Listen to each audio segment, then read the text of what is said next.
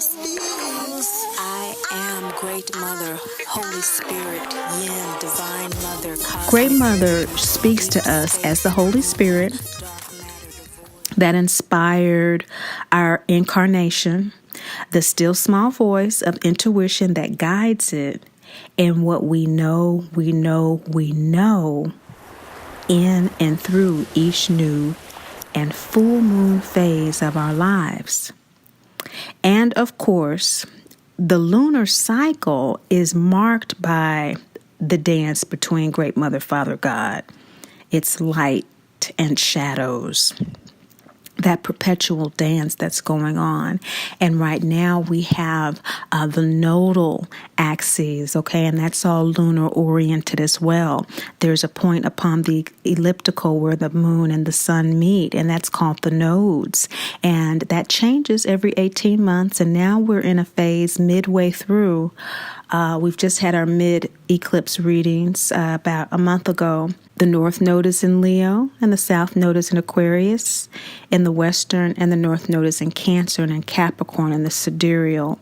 And so what happens with these types of readings is that we really get a look into the planetary, your signs, collective consciousness and unconsciousness, specifically with lunar readings, and individual if you get a personal reading into the precise nature of how these energies are supporting you to feel and experience that divinity regardless of what's going on in our lives. When you know and live by your divinity, you feel it in your bones, you feel it in your heart and mind and body. You feel you are dearly loved. You feel that you are a child of the Great Mother, Father God, the mother of all mothers, the father of all fathers. You know that. You live, breathe, and have your being through this inner awareness. And this inner awareness, I summarize in a way for us to connect this feeling with one another and through one another in these readings. And they are free principles. The first principle is that we are dearly loved children of the Great Mother, Father God. Just saying it, just asserting that. Because that is the whole deal, right? That is the divinity, is in knowing and owning that. The deck has gods and goddesses on each card, and it's all about us owning our divinity as gods and goddesses by recognizing and seeing that those energies also emanate through and as us as well. The second principle is that we are never, ever condemned or left alone. We live in a world of relentless retribution. Even our entertainment is about judging. Hey, I love Judge Judy. And I think I love it, speaking for myself, just those type of court shows, really. The other entertainment things, not so much. But just personally, I mean, we all have our favorites because this is the collective consciousness, right? So for me, I like watching her because it's some kind of resolve that gets beyond the judgment and looks at really what is the equity of the situation, which is what these readings help us to see. They help us to see our soul experience and really what it's trying to do as us and through us. So we're never judged or condemned. We are just made more aware. And the third principle is that we're never left alone. Our angels, guides, and ancestors are always with us. We are so dearly loved that even in our illusionary experience in this earth realm, we are constantly being reminded of that if we would just tap into and own our divinity. So this feeling, this very nature of the moon sign, the very intuitive breath of inspiration of all life is what we are saying here with Great Mother speaking through her still small voice to us and through us, this feminine nature within ourselves to be able to receive and acknowledge this love is where we, in our physical form, tend to experience this divinity as shadows, darkness, challenges, and obstacles in life that keep us from actually having that root, instinctual, intuitive, primeval sense of this eternal love. So through these disappointments in life, as a result of abandonment or experiences of abuse that create pain and produce trauma so early in life and so routinely, we forget our divinity, and that these constraints that we experience, shadows, darkness, challenges, obstacles, etc., are really there as a means to remind us that we're never alone, that we're never judged or condemned, that we are divine. And so how is that, you say? How is this a means to remind me? Well, we are more than our physical selves. And so a challenge that is insurmountable to the ego mind. And here, when we talk about ego, we're talking about our biography, the story that we tell. If you were to write the book of your life, on the inside flap, the way you would describe yourself after your name is what we mean by ego here, because we are working from the presumption that either the ego is already healthy, or that you are here because you are striving to align your ego with your soul to become healthy. So there's a level of consciousness that's presumed in these videos being watched as well. So these obstacles, these shadows are constantly reminding us that we're more than our physical bodies, because when we surrender to the obstacle and the challenge or the shadow, especially if it's a new moon shadow, that is the opportune time to present our wishes and our prayers to the cosmos based on the energy that's available. We've just had our Pisces new moon, and so that energy was all about our psychic and mystical selves and trusting that and learning to surrender to that and wishes associated with that. And so each lunar cycle in the new moon phase, we can surrender ourselves so that we can see ourselves beyond the challenges. These challenges are also loving opportunities presented by Great Mother's shadows, because she speaks to us through signs and symbols. These shadows of the lunar phases, they help us to balance the mundaneness and intensity of the physical linear world that we experience in the ego body. Okay, so to every up, there's a down. To every in, there's an out, etc. And so there's yin-yang throughout the cosmos as we know it. And so there is this balancing effect that we experience in the physical world. But what Great Mother is reminding us of through these experiences of pain and trauma oftentimes is that we need to balance the mundaneness and the intensity of this physical linear world with our spiritual insight, with our internal imaginative wisdom that is always capable of facing that challenge and staring it down. That third eye of Horus, that's what that's about.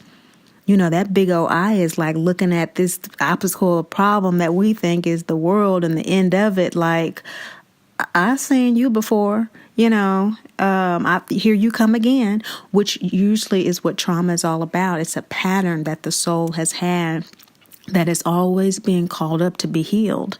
And so that third eye of Horus is an opportunity always eternally available to us to, again, surrender to in order to balance that mundaneness of those patterns, the mundaneness of this day in, day out life that seems like it will never end, that is overwhelming us, that we have no control over.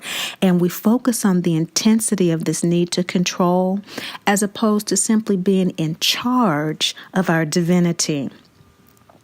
And so another way that I like to share with individuals that this great mother energy supports us is by building our inner strength through these challenges. Now, I know that we hear this all the time, but what is really being said here is that the kind of inner strength that great mother is building, of course, is that soul strength that refreshes it, that soul evolutionary energy that it can experience within our physical life. We don't have to physically release the body and die in order for the soul to evolve. We can evolve and be reborn, as many of us know, be resurrected into a new self within our lives as we align with our soul, sometimes reluctantly. But here there's an opportunity to build that inner strength and resiliency on a soul level consciously. And so we can do it consciously or unconsciously, but when we know that the shadows through the phases from the new moon to the crescent, to the first quarter, to the full moon, third quarter, and the balsamic are all about energies within the constellations and the many mansions, the star mansions, the houses in the sky, to place us emotionally and intuitively in a space that we can feel the support, well, then these readings make a whole lot more sense. And so that's why knowing our birth chart, that eloquent picture of our soul and the ego experience it chose as us, is useful. Okay, so we can, actually locate ourselves. So because each of our stories and soul scenarios are so different that, Great Mother even channeled to me the universal heroine's tale of Dorothy of the Wizard of Oz for the Great Mother Speaks Oracle deck, just so we could have a connection point, a through line, that we could all kind of have as a touch point and a touchstone for these readings. And originally I had prayed to Great Mother asking for guidance about how to get immediate downloads from her for individuals healing from mama drama trauma, which is my area of life coaching specialization. I'm an inner work life coach who specializes in the term that I coined, mama drama trauma, the taboo Me Too subject. And so there is a lot of information about that if you're interested. But what I have found out is that these readings really help anyone, any walk of life who is sensitive. They tend to be empathic or intuitive individuals that, for the most part, feel blocked, constrained, or paralyzed by emotions that are really originating from unacknowledged shadows. We all have shadows, and that is, it's an unacknowledged shame. It's something that we'd rather not admit in ourselves, a quality, something. And so these are aspects in our chart. They're not secrets. They're right there staring at us in our birth chart. I mean, I know, like, for me, it was really shocking when I was learning to read charts. And, as you learn, you go back to your own stuff. And I was cycling back to my own chart. And I learned that I was coming off a certain way to people because that is what my soul needed and what it wanted to be able to focus on what it needed to do this lifetime. So while my ego was feeling alienated and alone, my soul was like, good, I need space. I need to be alone. I got a lot of stuff to do. I ain't got time to be bothered this lifetime. I kick it with y'all the next go round. But this go round, I am really enjoying this anonymity. So That's something that people, who always say, oh, you should be doing this and people should be knowing what you're doing, all this kind of stuff. I'm like, Great Mother gets to all of us the way that she needs to. I don't need to be on a buglehorn about anything. The way the energies work is that we're all attracted to what we need, aren't we?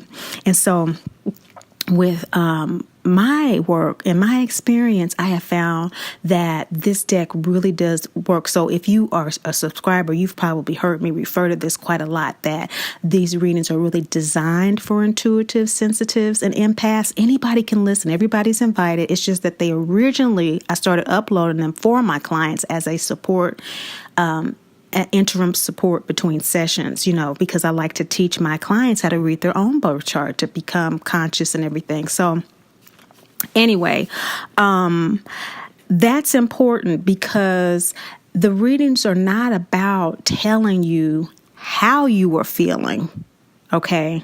I'm not telling you how you feel. The readings are about you being able to be aware of what the celestial and planetary energies are that are affecting your emotional body, okay? And that you have a way out. Especially if you are a highly sensitive person, it gives you a way out of those blocked, constraining, and emotionally paralyzing situations, so that you can again be in touch with your divinity in a way that you're not overwhelmed by the emotion. And so Great Mother really wanted to connect through my work with people who have problems with the emotional connection and trusting the intuition or being overwhelmed by emotions. They tend to have some type of mama drama trauma or daddy drama trauma because that allowed for that intuition to be hyper served and to be hyper developed for survival. And Great Mother really wants to come through to her children who have had that alienating and estranged experience from the birth home experience, so that they can feel her love and learn how to get in touch with her love. She's really wanting to connect with them through my work. So I want to share that with you about the deck and about what the readings are about, because if you can unlock how the shadows bind you, and you can keep those challenges and obstacles from doing that, then you can shine your light in the world, your unique light. It wasn't until I was able to get in touch with that within myself, that whole thing about how I connect with people and the ego feeling alone emotionally and stuff, but my soul on an intuitive level kept on telling me it's cool, it's cool, it's cool. We need to get down to work. You only have so much time here. When I came to peace with that, oh my God, do I feel my divinity or what? I mean, the downloads I get are just... So let me go ahead. Okay. So, excuse me. So remember, Glinda in The Wizard of Oz, the Good Witch, she symbolizes Great Mother in The Wizard of Oz, okay? And remember, she inspired Dorothy to go to Oz, okay, who symbolizes Great Father, that yellow brick road, gut chakra, that instinctual part of us. Eye of Horus, sixth chakra, is that intuitive part of us. And so we have that ego-soul connection there. We have the rainbow world of Oz, the chakras. And so that experiential existence, the gods and goddesses in the deck, the chakra in the deck, the chakras in the deck, the lunar cycles in the deck. She came through with all of that, and she had Dorothy go there so that she could see the light of her being once again. She came from the black and white world of the yin and the yang, the origin of the cosmos, the birth family, the soul group, the urge to evolve and to experience, have sensory experience through the chakras.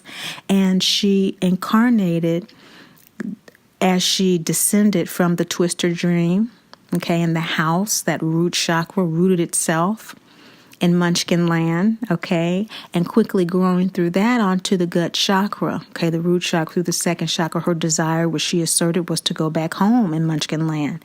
And in the yellow brick road, the gut chakra, excuse me, Oz, the greenery of Oz, the heart chakra. So what we have here is her growing through that ego experience, that earth experience, to see her light again, which is Great Father, that light that shines and reminds us, of that greatness, okay?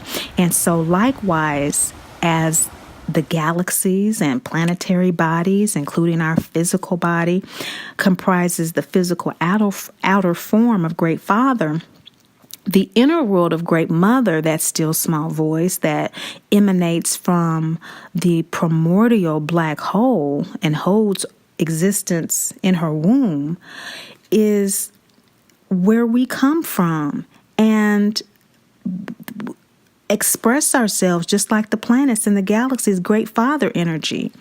Okay, so we're born of them and comprised of this energy. It is within us. We are made of star stuff. And our birth chart is just a picture of that star stuff at our birth. But we have transit charts as well. And so you can have a chart of when your child was born or when you got married or when you started a business. It'll talk about the birth of different things in your life as well. And so we do transit charts every new and full moon. This is the second quarter one.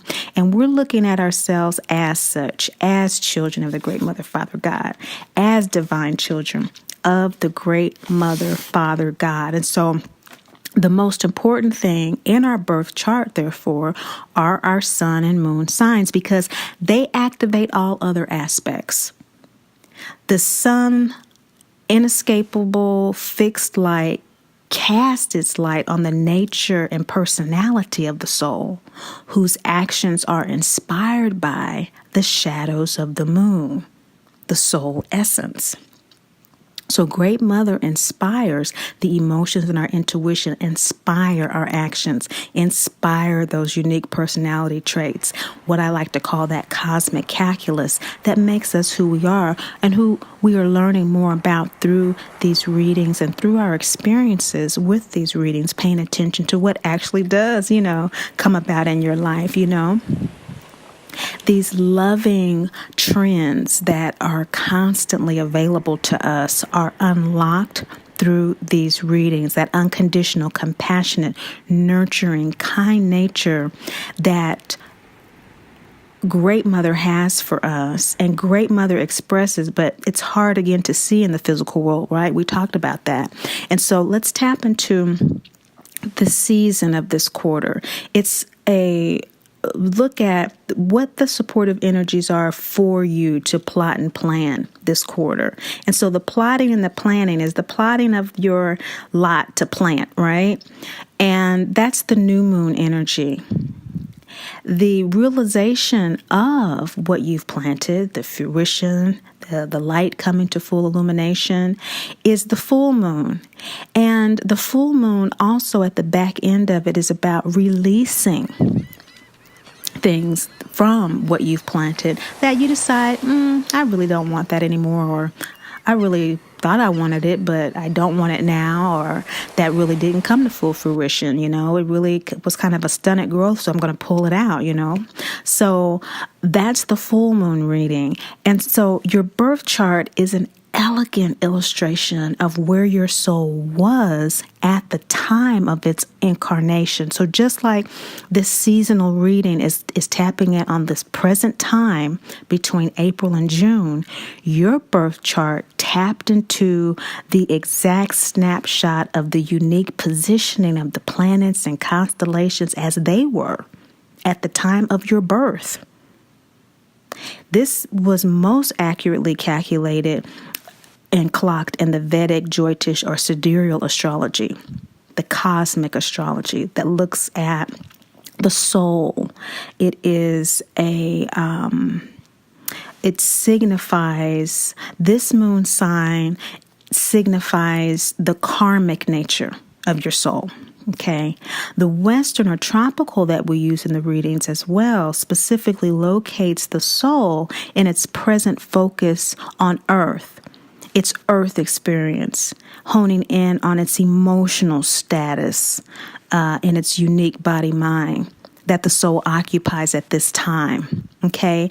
And so this two-way communication nexus between the ego and the soul, as signified in the Western moon sign, where emotion is uploaded to the soul, sidereal, and intuition downloaded from the soul to the earth-centric Western sign, is really what we are talking about when we're going back and forth, or rather when I'm going back and forth in the readings. I'm talking about if you are, for example, Aries Taurus, then what you have is, for instance, if you have a Taurus moon sign, it's likely you have an Aries in the Vedic moon sign, okay?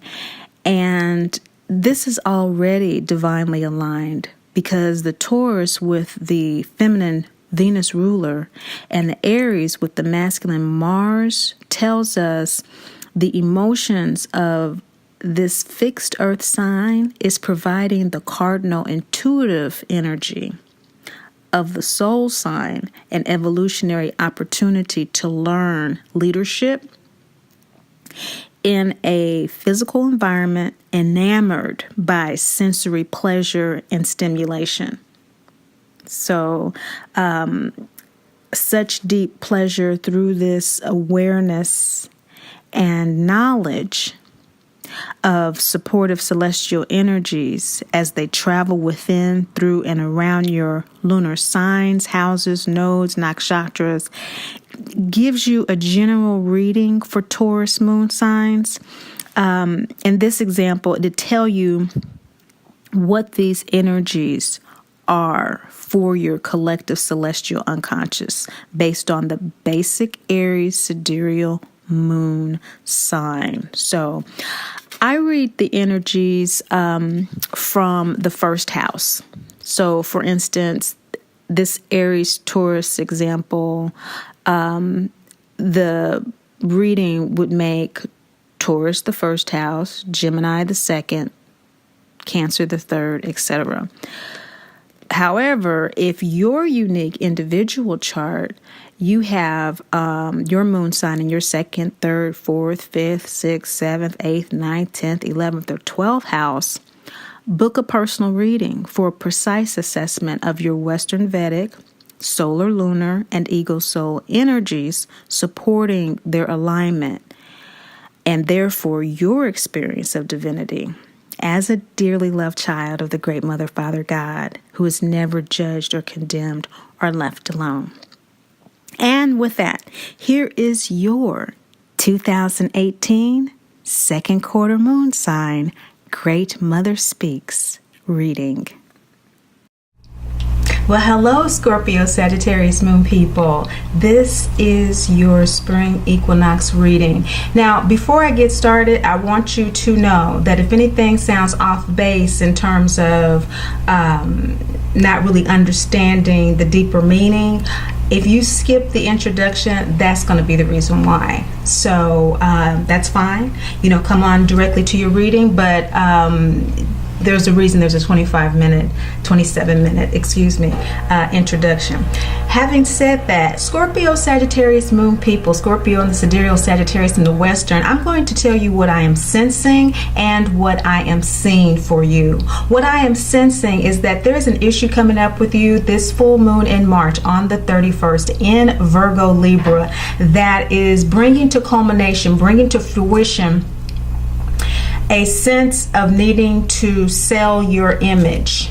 There's a feeling that you need to sell your image, whether it is a material need or it is a need within yourself. Whatever the reasoning is, there is a need to determine your value in the public sphere, so that you can sell it, so that you can profit from it. And if this is not you, Scorpio, Sagittarius moon people, that has already been determined for you, and you were reassessing whether or not what you were getting paid, how someone is seeing you, how your brand manager is setting up your brand, what your manager, whoever is holding those reins of power for you in your life right now to determine what your public image is, you are undergoing a reassessment of that. So either end of the continuum, that is what I'm sensing is opening up this spring equinox season for you, Scorpio, Sagittarius, Moon people. And the supportive energies for you are all about you being able to go through that redefinition process authentically, internally, to determine that for yourself. Whether it's a dollar amount, whether it's a time amount, whether it is a reciprocity, of emotional reciprocity with someone amount, however you are commodifying the value of your public image, what you give to the public, what you share, and really more importantly, just in terms of, your relationship to community, to social groups. What is the transaction? What's the deal? What are you getting from it? Is a determination that if you work with the energies that are supporting you to come to that clear determination, I am sensing that by mid-spring season, the full moon in May, you're going to have new boundaries. You're going to have a new sense of what that value is, and therefore how you're going to live your life. Again, if this has been determined for you by the full moon in May, you are going to be at a point where you have determined what that value is for yourself, and now you'll be at a point at whether or not it aligns with where you are, with who's determining that value for you, that manager, that mother, that social relationship, that network, that corporation, whatever it is in that social relationship that you are reevaluating your value, Scorpio, Sagittarius, Moon people. I sense that you will have those boundaries, and as you move forward toward the summer solstice, which concludes the second quarter at the end of June, you will be embracing a truth about yourself that you previously shunned. Okay, so it's going to be a shadow that's going to bless you this spring equinox. And so I'm really excited and honored to share what I am now seeing from Great Mother, from the Great Mother Speaks Oracle deck. What I'm seeing opening up for you this March full moon on the 31st, Scorpio, Sagittarius, Moon people, is the prostitute. And so the prostitute is all about us giving something of ourselves in the material realm in order to survive. It is an exchange for our survival. It is based on our value.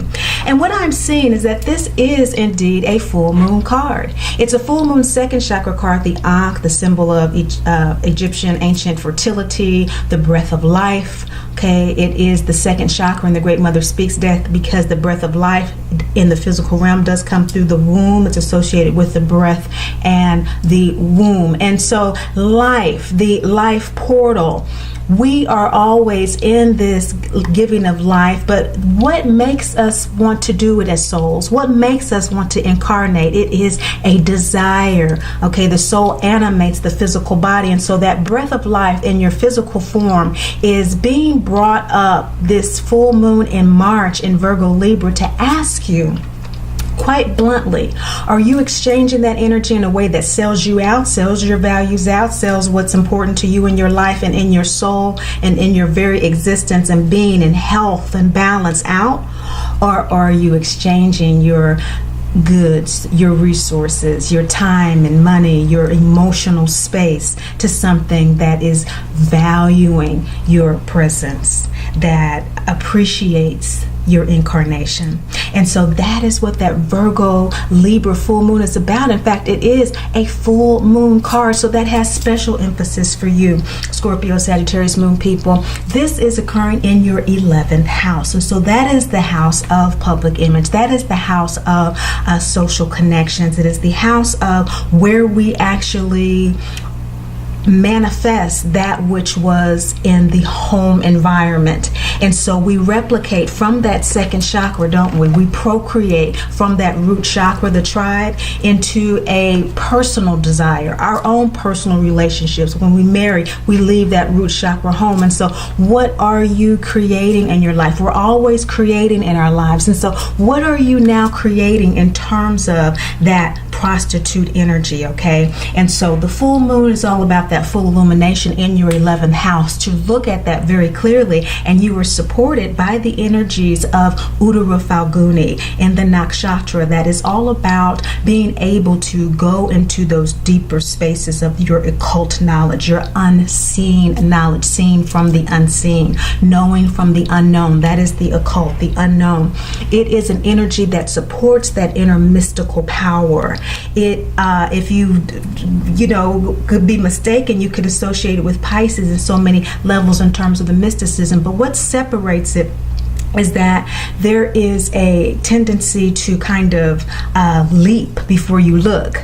And so, it has kind of that blind faith that Pisces is developing. But it is an energy that is going to support you to be able to have that full moon clarity that Great Mother is asking you about. This is when Dorothy returns to the farmhouse after she's run away and the twister is kicking up.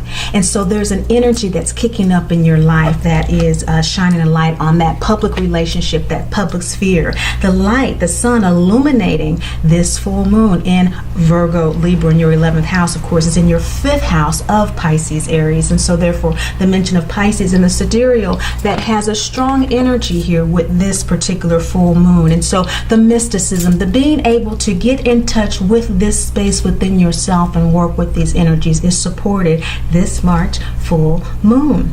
Now, as we move into April, we want to be clear that we understand the full moon in March is the signature for the entire season. It really does imprint the season with this beginning to end story. It's story in terms of these supportive energies that allow you to experience the eternal love, being the divine child, the great mother, father God, never judged, condemned, or left alone, to actually feel that in your being. These are the energies that are supporting you on the April new moon, on the 15th in April. Akhenaten, the law of mystery and free will. So the law cards are great father cards, and this one is the yang symbol. And so of course the yang is that initial purposeful incarnation. It is that initial action, the animus. It is a root chakra yang card in the 3rd quarter moon. The release, the letting go, the forgiving anything that is coming to full light from that March full moon that has come to light. And now, being in the new moon season of April, you have integrated what came to light. And during the 3rd quarter, right before this new moon, Great Mother is telling you that you will, through that integrative process, really align with the law of mystery and divine order, with that mystery coming through about, wow, I hadn't thought about that shadow side of myself, that inconvenient part of myself that really could, benefit my situation right now. I could let that wild part out of me a little bit and go ahead and do some things that I haven't done in a while, because it will give me a lot of energy, to give me a lot of yang focus and allow me to release things that really don't matter, because that wild energy is a wild energy. It does what it does. And so that 3rd quarter release after the full moon is about a week after the full moon. The energies will be supporting you in doing that right before the new moon in your 5th house. That sun in Pisces, Aries in your 5th house carries over to the new moon like it always does. And we have the Ankh, another great father law card in the deck. This is the double yin, single yang card. So from the impetus to feel that it's time to take action, to do something different, to get into your wild woman self, or to get into your quiet self, or to get into whatever self that is of more value to you, but you have not evaluated that way in a while, or you have not been allowed to, you are now integrating habits, attitudes, behaviors in your life, little by little. Maybe it's just one thing, just a week after the full moon, so that you can release the tendency to overlook that internal need. That internal need is a double yin symbol. That internal need having nothing to do with what others need or what others think I should need, but that internal soul need for health, happiness, and wholeness, so that we can act on that consciousness and release what doesn't allow us to live within that. And many times it's a mystery.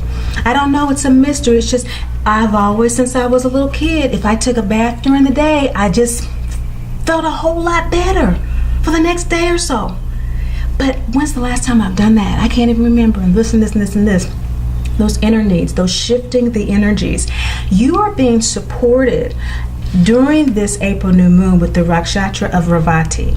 And Ravati is all about that Piscean energy that's very giving. Okay, so the sun was in Pisces Aries during the full moon in March, but now the moon is in Pisces Aries in your 5th house. And so shining a light from the full moon to this new moon in April is all about, I'm sorry, I said the law of mystery and divine order. This is the law of ego form and manifestation. So this is all about you incarnating to fulfill that inner purpose that you do have awareness of, and you manifesting it. You know, you living a life that actually manifests that soul purpose. And we have many purposes throughout a lifetime. There's not just one, but there are things that we know that feel right for us, that feel good to us. And Ravati is that giving Piscean energy that allows us to be wise in how we share ourselves with others. It's an energy that has a very mature Piscean energy that is comfortable with its mystical knowledge, and it uses it as it needs to, but it's not a big production. It's just not, it's just wanting to share from that healthy Piscean space, and the Pisces is in Sidereal. And so on a soul level, on that Scorpion level, there is a need to express and share that part of yourself with that 5th house energy. There is a need to have fun with that part of yourself, with that coming through as Aries moon energy, and to actually initiate some new behaviors that honor, again, the law of ego form and manifestation. What you have internally known to be the truth of who you are, and now, okay, this is what I need to do to make sure I can take that bath in the afternoon.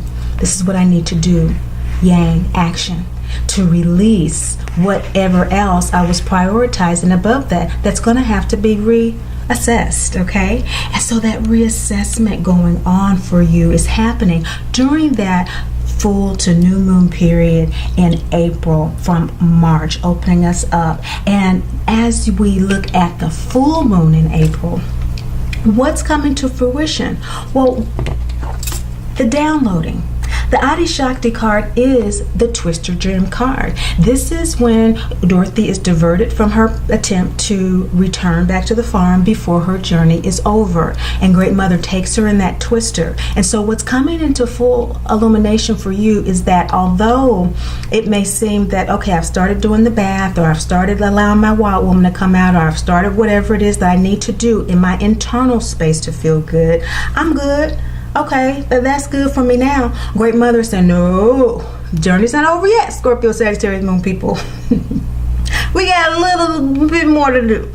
And so Adi Shakti is that waning gibbous 2nd chakra card. And so it's really getting deeper into your desires so that you are able to share them with the world and in the world in meaningful ways. As you recall, as soon as Dorothy did get taken up in the Twister Dream, she met all sorts of new people. Speaking of 11th house energy, opening this reading up, her circle completely expanded, but at the same time it was very much the same. We have these soul relationships with one another that tend to incarnate and reincarnate, and they're attraction points. This full moon in April is an attraction point in the nakshatra of Ravati as it relates to, this is in the nakshatra of Chitra. And Chitra is all about being able to be a universal architect. And so architecting one's life is the greatest architectural design one can have. And Chitra individuals are able to do that because they do have that internal space of beauty and balance and intuitive, soulful, from many lifetimes understanding of what is beautiful for humanity. These are the public space artistic designers that come up with something that not only everyone approves, but it surpasses anyone's imaginary expectations of what beauty could be. And it's something right there in the middle of the city, you know. So I'm not real good with artist names and stuff like that, but I've seen many of them across the country and the world, and it just, in those spaces, it just takes your breath away. That's the energy of Chitra that is supporting you during that April full moon on the 30th of April in your 11th house. And so we have, in your 12th house. So we have this Libra Scorpio energy now that is all about this releasing of any type of personal or professional relationships that don't really allow you to be the truth of who you are. There's this internal space that's opening up. From the intuitive, it is that Libra energy. You know, personal, professional, contracts, connections, internal balance, what's right for me in relationship to others. And we make internal negotiations, don't we? And this full moon in April is all about making those negotiations as they relate to the 11th house and other people. Because the 12th house and other people, because the sun is shining from your 6th house, having to do with your daily balance, your health, you know, your just relationships that you have in your home domain and how they support your daily life and how they support your work. That's how we have work-life balance in the 6th house. It's all about juggling all of kind of who we are to be happy, healthy, and whole as best we can, based with what we know. So often we just overlook what we know to be the best things for us to be happy, healthy, and whole out of fear.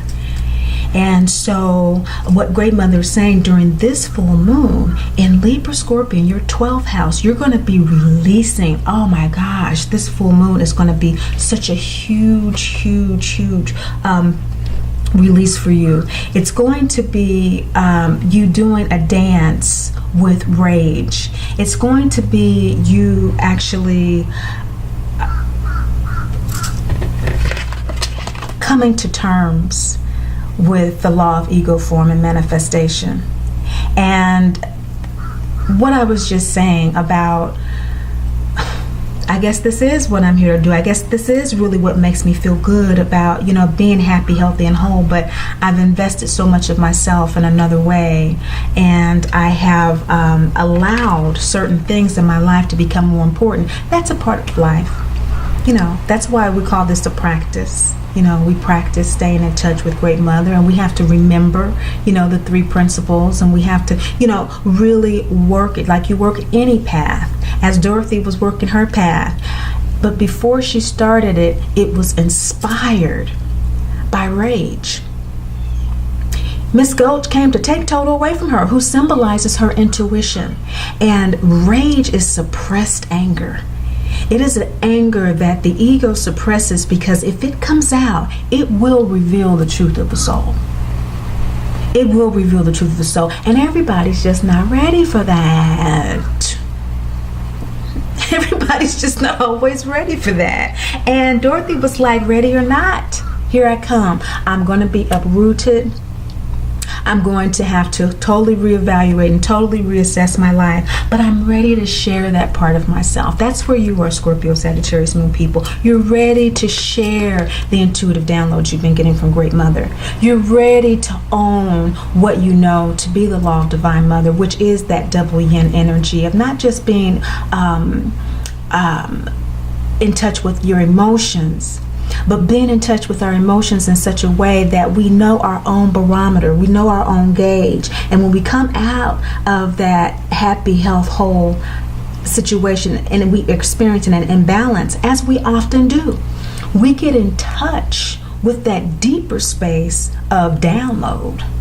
Okay, so let me just download, because clearly either what I think I know is not working, what I know from my physical experience, what I know from my physical life, what I know from what I'm hearing down here, what they talking about down here, maybe that's not enough. And maybe I need to go to the very source of the earth and the origin of it and look at this moon in the third quarter.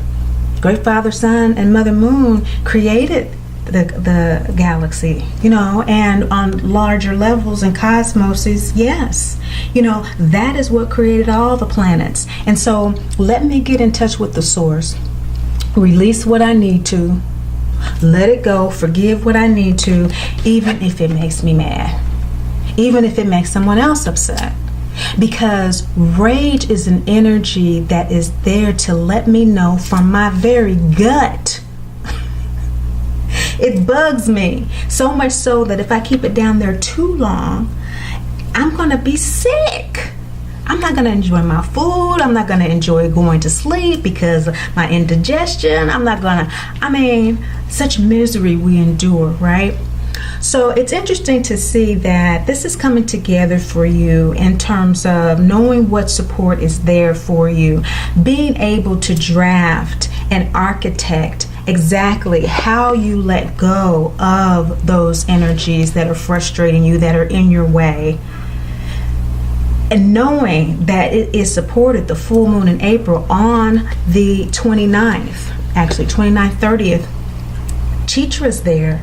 And if you tap into that full moon energy and just go ahead and dance with that rage, let it tell you what it needs to tell you, so that you can reevaluate who you are and where you are and what you want to share with the world. And Chitra is going to also allow you to really tap into what needs to be released in terms of those social networks as well, in terms of those groups that were such a big part of your public image. It could just be a choir at church. It could be, a group of friends that you've gone out with and you've hung out with for the past 20 years or whatever. This 12th house energy, the full moon in April in Libra Scorpio, is saying that you're letting go of anything that isn't going to fit into this new daily life. Now, oftentimes when I talk about letting go the way that I do, it sounds like, oh, you just chop it out of your life and that's it. No. Again, we're talking about internal space. And so there are degrees, right? So we can shut something off just by not listening when somebody's talking, can't we? That they have no idea,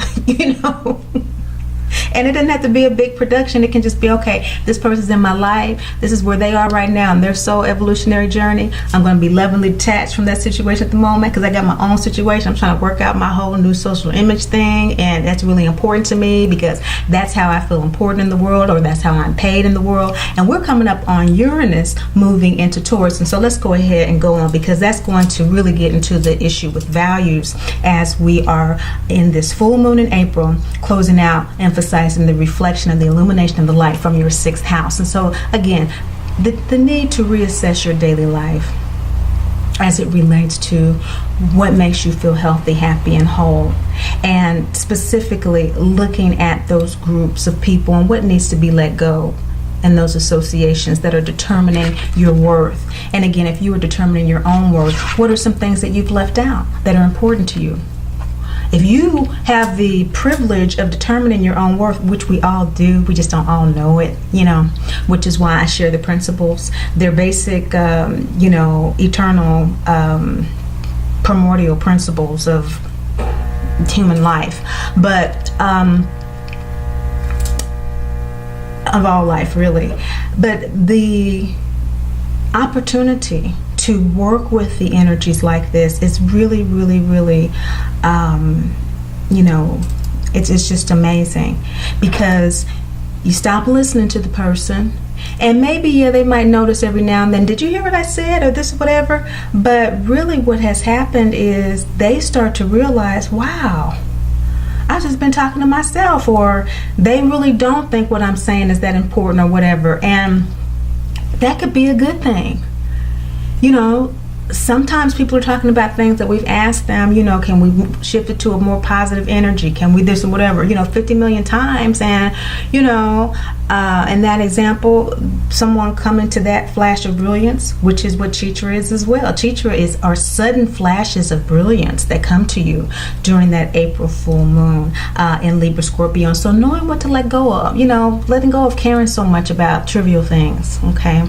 And so you will be doing that as you make room for things that are more important to you as we go into the May month. The May month for Scorpio, Sagittarius moon people, it's really all about being inspired by the potential of you sharing your new self. I mean, this is really getting you hyped internally, and you're really looking at the opportunities because you have watched Great Mother speak. So aren't you glad that you're watching this video? Because a lot of times when we get these kinds of energies, the way the planets converge and everything on us, and it's just we're stardust as well, in Churro, but it can feel like, oh my gosh, you know, I'm not feeling like I'm living up to something, or, you know, I'm comparing myself to other people, and, you know, I'm not measuring up. And it can feel like old condemnation. It can feel like old judgment, when really what the energy is doing, Scorpio, Sagittarius moon people, is buoying us, you know, to take a ride. It's like on a wave, you know. And so instead of being scared, you know, out there in the oceans that the, you know, surfboard, as I was for a long time, is going to hit you in the head, you know, it's a big old ocean. You know, it'll be fine. It's going to ride. You know, you just grab it, you know, and roll with it. And so that is what we have an opportunity just to do. And you open right up with this self-assessment of your values and where you want to go, and really kind of working out the challenges with doing that into the May month, of really kind of getting hyped about, okay, I've been doing this release work, you know, about owning the law of ego, form, and manifestation, and what Great Mother's been telling me, and acting on it. And so, albeit in small ways, yeah, I am starting to see some results, even in minute gradations. Well, what's up, May? Hyped about wanting to share it. So the new moon in May on the 15th is in your 6th house, again carrying over from that Aries Taurus moon in the 6th house that illuminated the full moon on April 29th. May 15th, Aries Taurus 6th house moon, lunar energy. You are feeling the light that has come through your body, and you have released aspects of those yang expressions that no longer serve you. And you are in that space now of download, in which you have come to a clear understanding about, at least now, how your daily life needs to be. At least now, what needs to change for your health. At least for this spring season, you know what is going to work for you and probably what is not, as it relates to the journey that you're under right now. This new moon is the Isis card. It is a full moon card. So that's how we know it's coming through very strongly for you. You do know exactly how you need to self-care, to self-comfort, to self-soothe in healthy ways that make you happy and allow you to feel whole, allow you to feel your divinity. You will know it.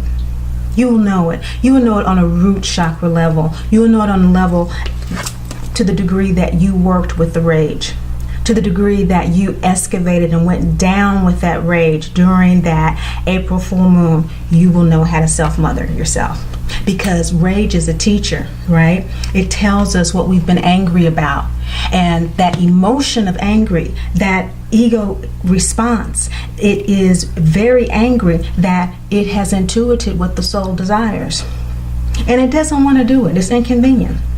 We get into these relationships, we get into situations, we have a whole zodiac wheel of stuff that we're dealing with.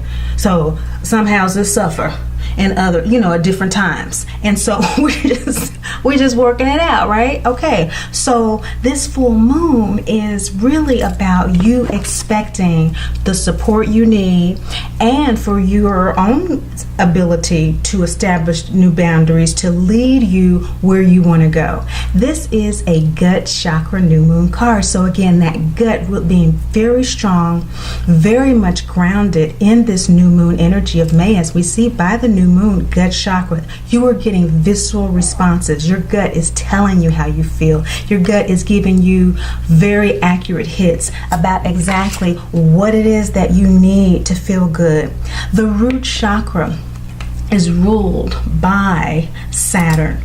Saturn is now in Sagittarius in the Sidereal, but in Capricorn in the Western, your second house.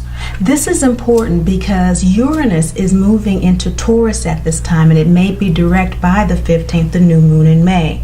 Uranus is the planet of sudden strikes of brilliance. It is the planet of our soul genius. That is why it's associated with innovation, sudden hits of light, sparks of inspiration. It is associated with creativity, with genius, and it's associated with the kind of creativity that knows how to implement something that the world not only can use, but will be better for it.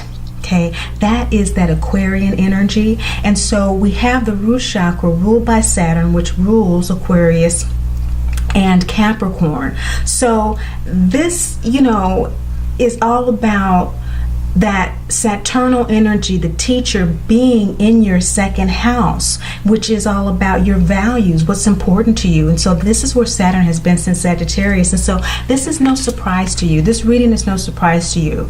I would encourage you to look at the full moon reading of Cancer, the cardinal sign of water. We do each cardinal full moon for the beginning of every quarter. So that was Cancer, the full moon, January 1st. See what Great Mother was saying to you then, because this is not new to you. This new moon in May. You've been getting downloads since then. And things take a while depending on our own unique cosmic calculus, our own astrology chart, but Saturn has been in there since the 19th of December.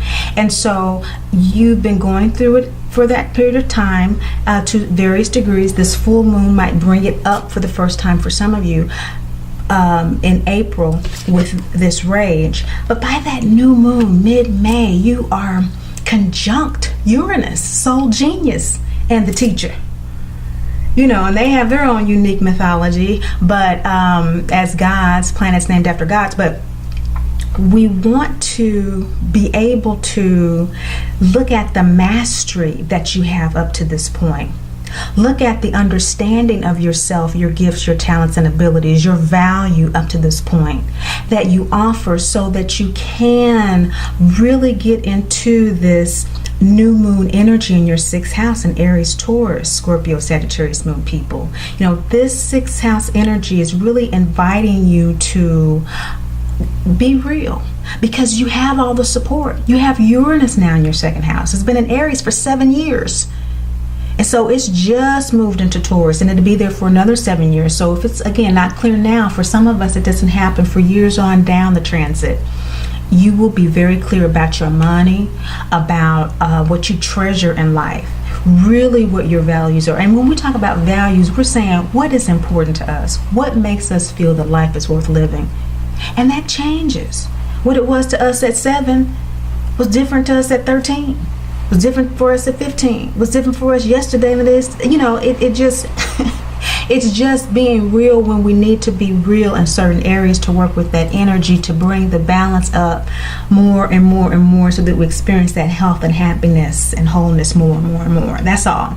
We wonder why some people experience it more and they just this and they just that. It's a matter of focus, where your mindset is. Basically, that's the end of the story. But the middle of yours is this new moon.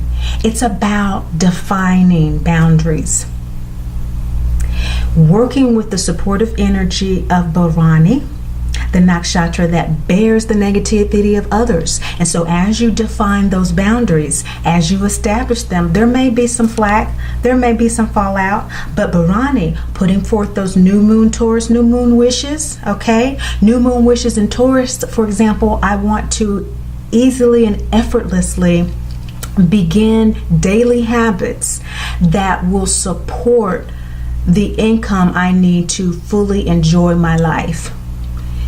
I want to gain the insight I need about working with people who appreciate my gifts in writing, or my family, in such a way that they know that it's not only pleasurable for me to have the house quiet, to take a bath in the middle of the day at least 2 or 3 times a week, but that they benefit from it too. This is the scene when Dorothy crosses the threshold from the farmhouse into Munchkin Land. You're crossing over into a new land, the April new moon on the 29th. I'm so happy for you because the boundary card in the center of the deck really does indicate that you are in a transformative process from the beginning of the reading to the end. And so there is a real build up and a anticlimax, just like the moon. Okay, so it's actually a really awesome moon cycle symbol when the readings have the boundary card in the center. Now, you expect to be able to establish these boundaries. You're being supported by Bharani, which is also an energy that is a very good advisor. It can maintain a lot of stamina and a lot of energy to see through its goals and aspirations. So you're going to be supported by an energy that can get it done. And so your new moon wishes, you want them to align, okay? Working with the energy, it just amplifies it and amplifies it and amplifies that wave again to ride it. And so that's why we pay attention to the energies. We know what's going on with ourselves. We always feel the healing, loving connection as a dearly divine child of the great Mother, Father, God, which allows us to tap into a more creative earthly experience, not just one of survival, which is a lesson in and of itself. Okay, it's a very important cycle. It's a very important lesson, and there are various levels and degrees of it. We're always learning different ways to survive, and so you are surviving a death, Scorpio, Sagittarius moon people. This is the May full moon on the 29th. The purification period of that full illumination, the cleansing period. People oftentimes clean their jewelry and their gems during the full moon. You know, you take things out, you know, that you want to be cleansed and that sort of thing energetically during the full moon. You know, if you have certain healing instruments and that sort of thing, they're very good for that because it's a purifying moon. And this full moon in Scorpio, Sagittarius is in your sign. So it's in your first house, and so it's especially purifying for you. It's especially purifying for you. So it is especially pointing to the fact that that Scorpion sidereal energy of death and rebirth is extremely powerful. Maybe some relationships have actually ended. Certainly some modes of being and acting and interacting have. Your daily schedule has probably completely changed. You might have a whole different group of people that you're hanging out with, or a whole different network from which you do your business with at this particular time, because this is the waxing gibbous moon fifth chakra card. There has been, and there is an energy of reevaluation. There is an energy of editing so that you can share your sincere self. You're there right with it. Scorpio, Sagittarius moon people, this is your first house. This is your new identity. You did the 12th house release on the new moon phase where you were planting and planning your new aspirations, and so that new moon working with that energy, you in your 12th house, you let go of so much internally, emotionally, so much baggage that you have had a death of sorts of your old self to your new self, just like we have here with Dorothy dissolving the witch. As soon as she did it, she was her own woman.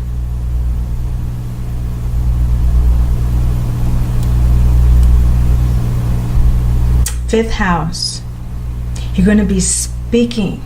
You're going to have the energetic support to really express yourself. As soon as she took the witch, why did the witch get dissolved? For trying to take her shoes, symbolizing her intuition. Okay, that rage. So she was able to hold on to Toto, her intuition. The shoes, symbolize health, happiness, and wholeness. And she wanted her health, happiness, and wholeness, her birthright. So we have intuition, Toto, but our birthright, once we get here, once the soul comes into form, we have a right to health, happiness, and wholeness. And she was trying to take that. She got doused. And that was the end of her. And it was a rebirth for Dorothy. She wasn't expecting that to happen. Just like there are a lot of things in the process of you trusting your gut and establishing and now maintaining boundaries that you didn't expect. But through the clear eye of understanding that the nakshatra of Anudra has during this full moon in May, you're going to have a very knowledgeable type of energy with you. That insight is not so much an occult insight or an insight that sees things from the unknown, but it's actual practical, what you've gained through your experience, intelligence, Scorpio, Sagittarius moon people, your emotional experience, what has felt healthy for you, what has made you feel holy and whole, what has made you really and truly joyful within your inner self.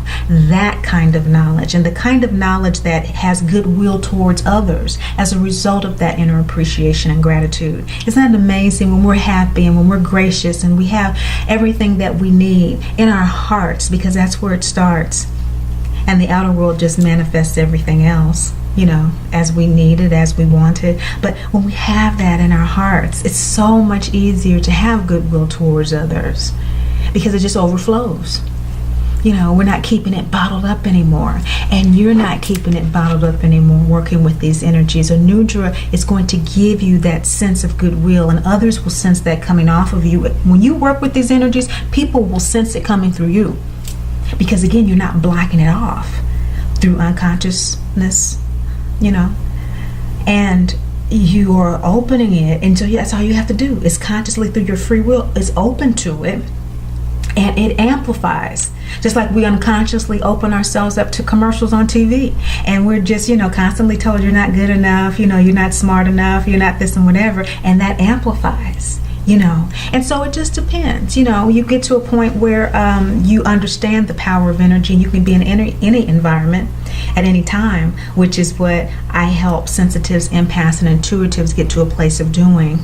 We tend to be very sensitive about spaces, and it's all about boundaries. And once those boundaries are drawn, which is fearful because we intuit that it is going to cause a death. That's what a boundary is. It's the difference between what's okay and what's not okay. Bottom line, that's all a boundary is. It's what's okay with me and what's not okay with me. Does that mean that we have to fight? No. Dorothy didn't fight. She didn't fight anybody. She just got her stuff and left. Now, do we all have to leave? No. What Great Mother is saying to you, however, Scorpio, Sagittarius moon people, is that by the end of all of this, okay, so we've had your full moon in Scorpio, Sagittarius on May 29th, supported by Anudra, that goodwill energy, that practical intelligence, that very devoted, congenial energy that people will sense from you. And the light illuminating that from your 7th house is really giving you clarity about your close personal relationships, your close business relationships, and really understanding what needs to happen there. What really is your point of self-creation, and acting from that, living from that desire, sharing yourself from that space. That is an act of surrender that you're doing that May full moon with Anudra, and it is the action based on the decision to face this challenge that you've had, to reassess your time and your resources as it relates to the larger public image. But what's happening with this 7th house energy from the full moon in May, your 1st house is where the moon is, but the 7th house is where the sun is illuminating the light. It's saying, what about those personal relationships? That's the picture of Dorothy and Aunt Em that Professor Marvel pulls out of her basket to give her a reading, telling her this woman misses you, and that's what makes her want to go home. What's making you do what you do? By the May full moon, you're going to be very clear about what's making you do what you do. Whether you've decided to keep things as they are, or you've decided to actually go through a death and rebirth process that has changed your outer life. Now, because you have watched this reading, and if you decide to work with the energies and you ultimately decide not to physically manifest what change needs to happen, there's still a death that's occurred, isn't there? There's a death of unconsciousness, a death of being unaware. So when we speak of unconsciousness, we are talking about the dark shadows, that space of Great Mother, that void. And here specifically, we want to also emphasize that there is another consciousness that comes from being aware of how to work with that energy. And so I want to be kind of clear about that: consciousness, unconsciousness, awareness. I probably should use the word awareness. Surrendering the old self, whether it's just internally, which is not just, it is an awareness that you are opening yourself up to by surrendering an old perception, or whether it's by actually acting on what that physical change should be. That heart chakra is saying that there is ego soul alignment. There is alignment that is occurring on a very deep level. This is when Dorothy has her second dream, and in the poppy field. Okay, the first one was a twister dream, the poppy field, and then when she clicks her heels 3 times. This is right before they reach Oz's castle. So right before you reach whatever that goal it is and the change of your daily life as it relates to your public image and how you want to be valued personally or professionally, there's a need to surrender something. There is a need to let go of a past perception of yourself or someone. And that is something that may be very difficult for you, which is why you want to do what the Scarecrow and Tin Man did, if it is. Ask for help. Use the Anudra energy. Do your inner work with that energy that has goodwill towards others. So even if there is a difficult discussion, for example, that needs to be had, they will feel that goodwill energy coming off of you if you consciously work with it. They will feel that intelligence that's all about being congenial, being friendly, as opposed to taking something with condemnation. This is how we work with the energies. And so people don't feel that coming off of us when we speak. There are a lot of different ways readings can be done and information can be given. And it's the same information many times. But it's whether or not we're able to hear it, depending on the tone and different things. And we're all in different places with that, and we relate to people in different ways, which is why surrender is coming up for you. Just surrender all of that. That's not what's important right now. What's important right now is that Great Mother wants you to know that you have a birthright to be happy, healthy, and whole, and they are going to get you through this journey. But if you need additional help, you're a divine child of Great Mother, Father God. Just ask. And it'll be right there. It'll be right there. Don't even worry about it. You might need to ask for some help. And it may be a friend that you need to ask help for, or whatever, but surrendering whatever is keeping you from getting what you need to stay true to your new desires and what you're creating, because you're definitely going through a process that you want to be clear, because you sincerely want to share yourself with the world right now. And during this spring season, Great Mother is getting you straight to do that. Now, embody this purification process. Own it. Know that you are currently now officially on a purification process. You are undergoing an internal purification process that is being supported by nakshatras that are allowing you to genuinely get in touch with how you want to share yourself and with others. This card is all about that purification.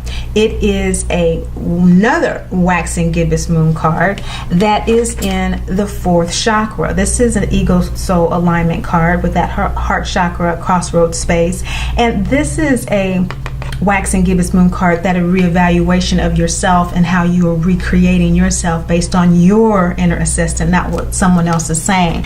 This is about entering this spring season one way, and you're about to leave it from this April full moon, the center of the reading, another way. And this is foreshadowing that with this waxing gibbous moon card, the change in the reevaluation, the editing from your heart. Your ego soul alignment is adjusting itself with that 1st house energy. That's whole new identity. You've closed the whole zodiac wheel from that 12th house release the early part of May to now the end of May through surrender, those weeks in the interim. And remember to look at your new moon, full moon readings. They go into these deeper pockets of these sections, the new moon, full moon. This full moon in May, you're going to be purifying and releasing to a degree now that you are not the same as you were at this time, if you're watching it around the March full moon or thereabouts. And if you were watching it much later, think about where you were during the early part of April, late part of March. Where were you and where are you now if you're watching it in June? Because as we move to June, the closing of the season, Maya, the balancing starts to come into play for you. And so this is first quarter moon, third eye card. So now we have that higher sense of self coming in to balance all this lower chakra work you've been doing and closing out with all of this heart energy in May, embodying that purification. Just as Dorothy and the three, when they went to the wash and brush up, they entered one way and they left another. As soon as they entered the castle, they finally arrived. And so you finally arrived at the end of May at this new space, this new inner awareness, this new inner consciousness space. Some of you have implemented some things physically in your life, but some of you have just gotten to that internal space of truth. And just like Dorothy entered a girl with pigtails and she left a woman with ringlets, a young lady with ringlets, you are different. And so as June opens up, that new moon by mid-June, it's all about balancing all that work you've been doing by acting on the decision that you've made to face this challenge. I'm seeing these first quarter moon cards very strategically placed throughout the reading as well. That is letting you know that yes, there are supportive energies there to buoy you so that you are strengthened to work with them. But that is still a free will choice. Each day presents new challenges, doesn't it? And we have to decide every day. It's not just one decision, oh, I watched the video and okay. It's like working with it and remembering and jotting down. And I love that lunar calendar that I use in the reading sometimes by spiralspectrum.com. The link is below. And she has these little calendars that you can write this stuff down and really get into it. I want to work with some of that and show y'all some of that later on, but June, that inner wisdom, that download, this Taurus Gemini moon for you in your 7th house, coming from the 7th house full moon in May, is that personal professional relationship. You're thinking about how to replan it, how to rework it, what new seeds you want going forward from that June new moon on the 13th in Taurus Gemini. This is in Rohini. Rohini is a nakshatra that is all about business success. So if you've been working with these energies going through and your situation was definitely a professional situation with your daily life and your personal value and all of that kind of stuff, by the new moon in June, you can actually plant seeds where if you have felt that you've been treated unjustly or you have been in a place where you really don't know how to express your creativity now that it has come up as something that you need to do, it's a passionately creative energy. It can see through problems and really work out things. It is a energy that kind of charges through things because it is so it's ready to go. It's ready to do the thing. And because of that, it can cause some jealousy. So justice is telling me as well that if some issues of jealousy are coming up that people have of you, or maybe that you have of others, sometimes these ego soul alignments aren't what we want. Sometimes we are being challenged to evolve in areas that we aren't familiar with. And so regardless of what it is, there will be justice. Don't worry. It's gonna work out. It always works out. That's the secret. It always works out when you're working with your soul energy. And you really cultivate it to really know what that is. And as crazy as stuff looks a lot of times, and you're doing this right here, downloading it, and then you're going to be acting from it to fulfill the law of your ego form and manifesting it, a lot of stuff's going to look crazy for a long time. You look crazy, and I do very often. But you are balancing that decision that you've made to act on this challenge. And so it may feel like something's not fair, that life's not fair, that you're not getting out of it what you thought that you would get out of it, making this extra time to do this or that, or bringing this issue up at work, or making sure you had your bath and everything. Wow, I thought it was going to really make me feel this way, and I'm still, whatever. It's all good. It's all good. It's all the journey. We don't know. We're learning.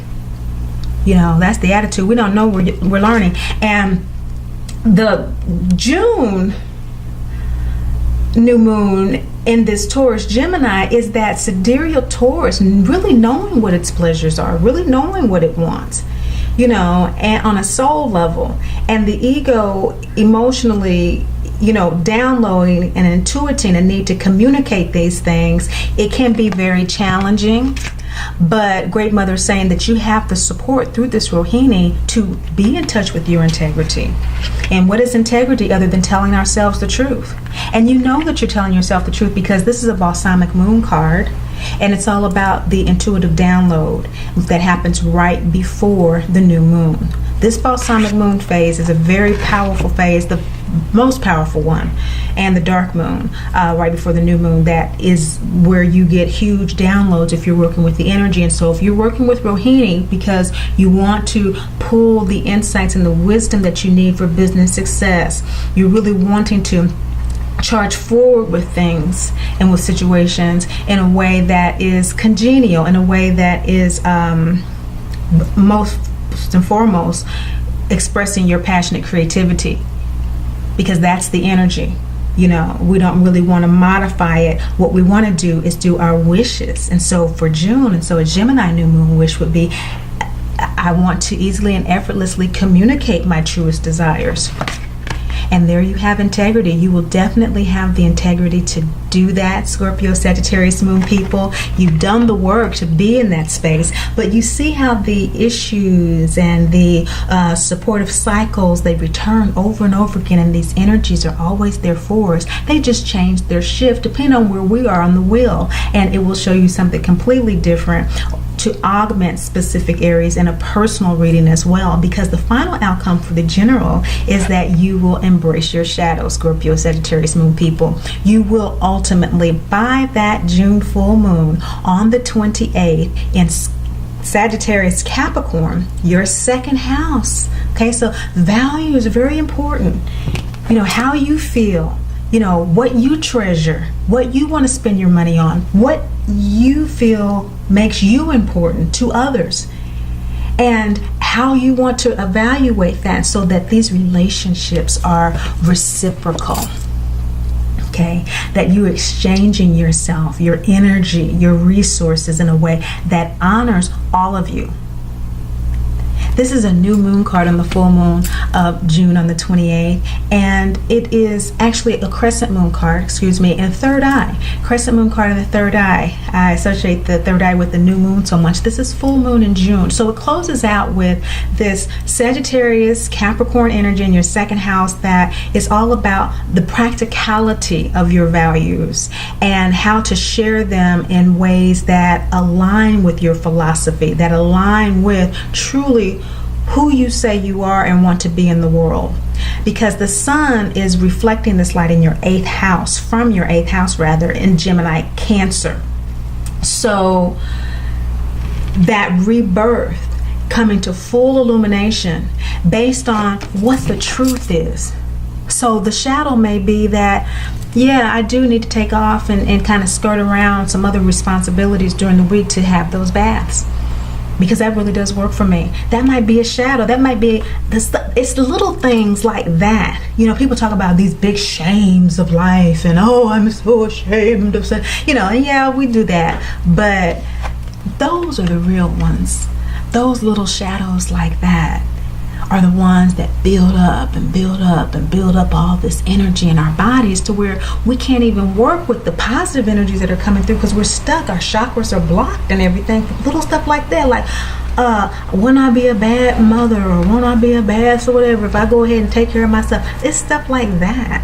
And that's why the principles are so important, and the knowledge of what energies are supporting you, because Mahul is the nakshatra on the 28th of June, this full moon, to support you embracing your shadows, to support you and saying, this is who I am, and from a soul level, maybe I've carried this trait over for many lifetimes, which is why this is a challenge in this lifetime, and I'm becoming aware of it. Check out the blessing in that, because Mahul is going to come in even further and bless you with that. Mahul, that is the nakshatra. People born with that, they make excellent detectives, excellent researchers, excellent investigative journalists, those people that get down to the nitty-gritty of stuff, and it is thorough investigation. They have been more than likely born in a situation where, if it's not mama drama or daddy drama trauma, it's been a secretive family situation where from a child they knew that they weren't being told the truth, whatever the secret is. And that kicks their intuitive insight into focus. So, because they know they can only trust themselves, and so they develop that inner truth in alignment. They can see through stuff and see through people like that. You just know there's people like that, and you've seen little kids that are like that. They're like, how did they know that such and such and such? They're probably more. It's just very clear. It's very focused, and throughout their lives, they have these situations, and this is one for you, in which a latent karmic pattern is activated. So, karma is the energy that results from action. And so energy is always propelled further. What is energy but moving information? So it's always moving. And so the information and the signs and the symbols from the cosmos, this or whatever, it's all frequencies, and we try to interpret the best way that we can, but it's all information, right? And it's always moving, just like this video. We're always breathing in and out life. We're always moving. That's what information is. Nothing ever dies. And so when we are focused on a particular incarnation, as you are focused on a particular season, there tends to be an opportunity to tap into the bird's eye view of that very small focused area.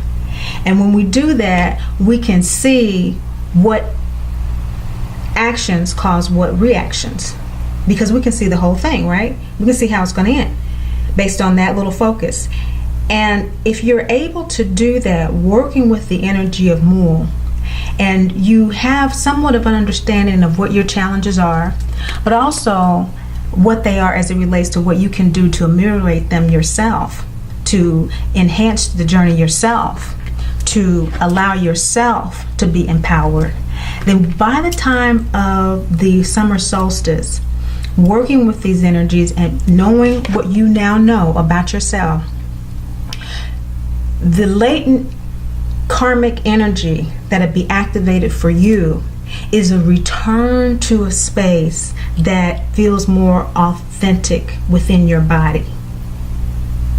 You've been kind of out of alignment for a while, and Jupiter's in your 11th house right now as well. And so there's been, some blessings that have happened in that 11th house and social groups and that sort of thing.